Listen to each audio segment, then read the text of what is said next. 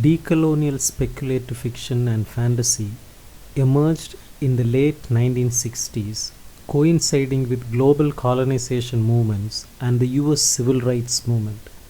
It marked a departure from the traditional speculative fiction, masculine space cowboy epic of the 1960s, as described by Naomi Alderman.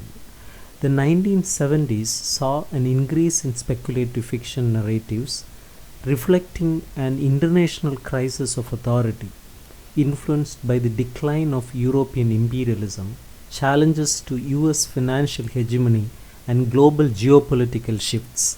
During this period, decolonial speculative fiction and fantasy engaged with Russian speculative fiction and fantasy, Latin American magical realism, Afrofuturism, and indigenous futurisms.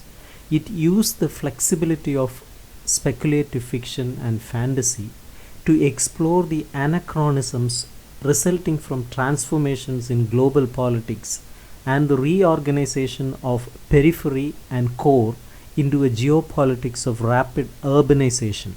Decolonial speculative fiction and fantasy did not completely overturn social orders, but rather tilted them by altering metaphors, analogies, empiricism, and epistemologies found in realism.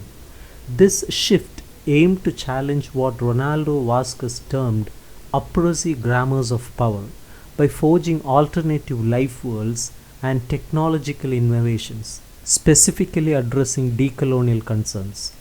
Key themes in decolonial speculative fiction and fantasy includes explicit references to anti-racist and anti-colonial theory, exploring marginalized identities and associated violence, world building in the context of imperialistic decay, tensions between decolonial nationalism and post-war internationalism, and the legacy of colonial epistemes. The genre also addresses anxieties about planetary death due to industrialization and explores ecological alliances and alternative knowledge systems for survival. Decolonial speculative fiction and fantasy is part of a broader movement in speculative fiction and fantasy, where writers from colonized territories reclaim mythologies and indigenous history appropriated by colonial anthropology. It falls under post-colonial science fiction, with decolonial referring to how these texts often emphasize processes of decolonization, both imaginatively and in terms of material infrastructure. Its unique contribution lies in its exploration of the challenges of radical change at a transnational level, involving the dismantling of global capitalist relations and the formation of alternative ways of living in other possible worlds.